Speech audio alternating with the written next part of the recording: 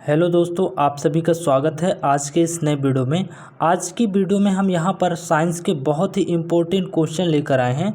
अगर आप C TET, M P TET, U P TET किसी भी टेट एग्ज़ाम की तैयारी कर रहे हैं या तो फिर आप किसी अदर कंपटीशन एग्ज़ाम की भी तैयारी कर रहे हैं तो भी ये क्वेश्चन आपके लिए बहुत इंपॉर्टेंट है, क्योंकि क्वेश्चन आपके यहीं से पूछे जाते हैं। तो अगर आप बहुत अच्छे तरीके से पेपर में अपना स्कोर करना चाहते हैं तो इस वीडियो को पूरा ध्यान से देखिएगा। मैं 100% गारंटी के साथ कह सकता हूं कि अगर आपने इस वीडियो को पूरा लास्ट तक देख लिया तो आप बहुत अच्छे क्वेश्चन पे अपनी पकड़ मजबूत बना पाएंगे। ठीक है, तो चलिए आज की वीडियो को शुरू करते हैं।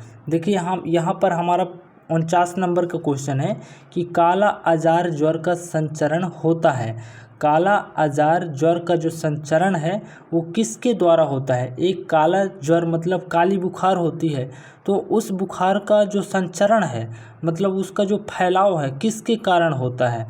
ठीक है ना, तो इसका राइट आंसर आपको बताना है। ठीक है, तो वो किसके कारण होता है? सिकता मक्खी के काटने के कारण। जो काला ज्वर है मतलब जो काली बुखार है वो किसके कारण होती है? सिकता एक मक्खी होती है जिसके काट देने से काला ज्वर हो जाता है। तो राइट आंसर क्या होगा? ऑप्शन नंबर सी हो जाएगा। ठीक है, अब देखिए यहाँ पर 50 नंबर का क्वेश्चन है कि निम्नलिखित में से कौन सा अंग ग्लाइकोजन को ग्लूकोज में बदलता है?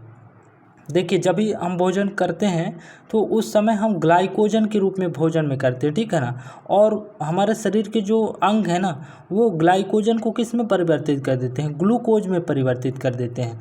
तो आपको यही बताना है कि ऐसा कौन सा शरीर का अंग है जो ग्लाइकोजन को ग्लूकोज के रूप में परिवर्तित कर देता है। ठीक है, तो वो क्या है? यकृत। जो यकृत होता है वो ग्लाइकोजन को ग्लूकोज में परिवर्तित कर देता है। ठीक है, तो चलिए आज अगले क्वेश्चन में आते हैं। यहाँ पर देखिए 51 नंबर का क्वेश्चन दिया है कि निम्नलिखित में से कौन सा आभासी बल है? निम्नलिखित में से कौन सा आभासी बल है मतलब ऐसा कौन सा बल है जिसे आभास किया जा सकता है? ठीक है, तो इसका राइट आंसर क्या है? अपकेंद्री बल। क्या हो जाएगा? अपकेंद्री बल। तो निम्न में से कौन सा आभासी बल है? तो आभासी बल क्या है? अपकेंद्री बल। अपकेंद्री बल क्या होता है? जो अंदर की ओर बल लगाता है।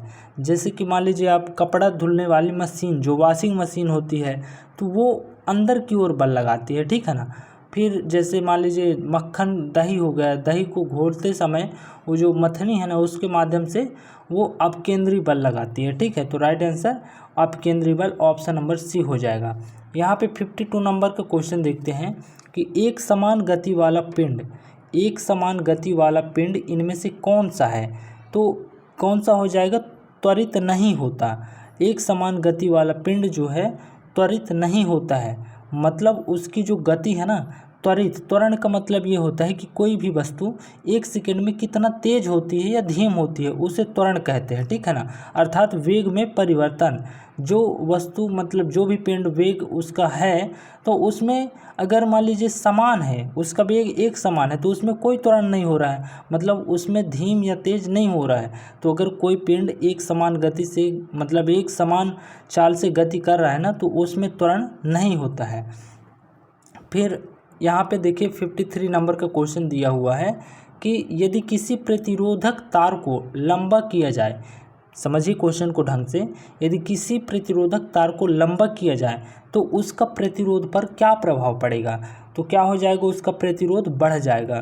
तो जब भी आप किसी प्रतिरोधक तार को लंबा करेंगे ना तो जो उसका प्रतिरोध है वो क्या हो जाएगा? हमेशा और हमेशा बढ़ जाएगा। ठीक है, 54 नंबर का क्वेश्चन देखते हैं कि प्रत्यावर्ती धारा को दिष्ट धारा में बदला जाता है। जो प्रत्यावर्ती धारा है उसे दिष्ट धारा में किसके माध्यम से बदला जाता है? तो दिष्टकारी द्वारा बदला जाता है। Right answer option number D हो जाएगा, दिष्टकारी द्वारा बदला जाता है। ठीक है, अब यहाँ पे देखते हैं 55 नंबर का क्वेश्चन है कि सबसे अधिक अपवर्तनांक वाला आँख का अंग है। सबसे अधिक अपवर्तनांक वाला आँख का अंग है।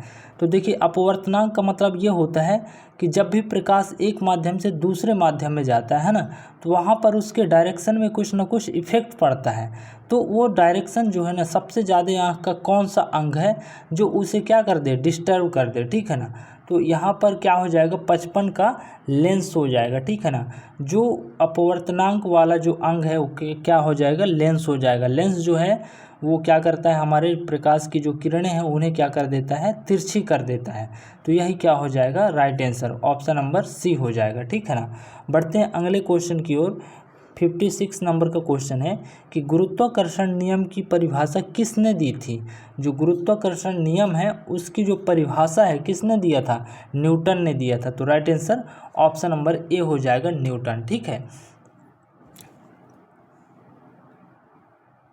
अब देखो अगला क्वेश्चन है हमारा 57 नंबर का क्वेश्चन है कि जब बर्फ़ को 0 डिग्री से 10 डिग्री सेल्सियस तक गर्म किया जाता है, बर्फ़ को क्या करें, 0 से 10 के बीच तक गर्म किया जाए तो जल का आयतन पर क्या प्रभाव पड़ेगा।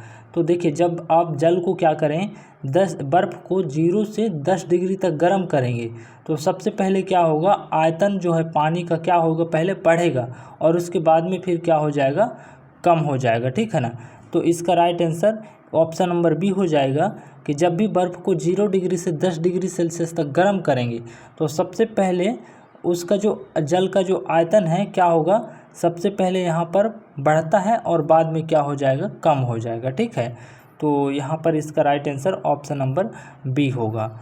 अब बढ़ते हैं अगले क्वेश्चन की ओर। देखिए यहाँ पर 58 नंबर का क्वेश्चन दिया हुआ है कि डेसिबल का प्रयोग किसकी तीव्रता मापने के लिए किया जाता है।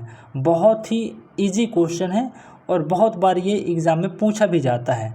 तो डेसिबल का प्रयोग ध्वनि की तीव्रता मापने के लिए किया जाता है। तो right answer option number B हो जाएगा, ठीक है। अब देखिए यहाँ पे 59 नंबर का क्वेश्चन दिया हुआ है। क्वेश्चन क्या कह रहा है कि इंद्रधनुष में होता है, इंद्रधनुष में क्या होता है, गलत कथन का चयन करें। तो इसमें से आपको गलत कथन का चयन करना है। इंद्रधनुष में 3 ऐसे ऑप्शन होंगे जो इंद्रधनुष की संरचना में होंगे, लेकिन एक ऐसा कथन इनमें से है जो इंद्रधनुष की डेफिनेशन से अलग है, ठीक है ना, मतलब उसकी प्रतिक्रिया से अलग है। तो 59 का जो है right answer option number D हो जाएगा कि पृथ्वी की ओर इसके सबसे अंदर के रंग के रूप में लाल प्रकाश होता है। मतलब जो पृथ्वी के सतह की ओर होता है वो लाल रंग होता है। यही ऑप्शन क्या हो जाएगा, गलत ऑप्शन। तो इसका right answer option number D हो जाएगा, ठीक है। अब देखिए यहाँ पे 60 नंबर का क्वेश्चन दिया हुआ है। क्वेश्चन देख लेते हैं कि निर्वात में सैटेलाइट यानी उपग्रह, जो निर्वात है उसमें सैटेलाइट जो है उपग्रह क्या करते हैं, गुरुत्वाकर्षण क्षेत्र से ऊर्जा उत्पन्न करते हैं। कहाँ से वो जो है ऊर्जा उत्पन्न करते हैं, गुरुत्वाकर्षण क्षेत्र से। तो राइट आंसर क्या हो जाएगा, ऑप्शन नंबर यहाँ पर बी हो जाएगा। आज की वीडियो को यहीं पर समाप्त करते हैं। अगर आप नए नए वीडियो हमारे चैनल पे देखना चाहते हैं तो चैनल को सब्सक्राइब कर लीजिए और बेल आइकन को प्रेस कर लीजिए ताकि जब भी हम वीडियो अपलोड करें नोटिफिकेशन आप तक पहुँच सके। Thank you for watching.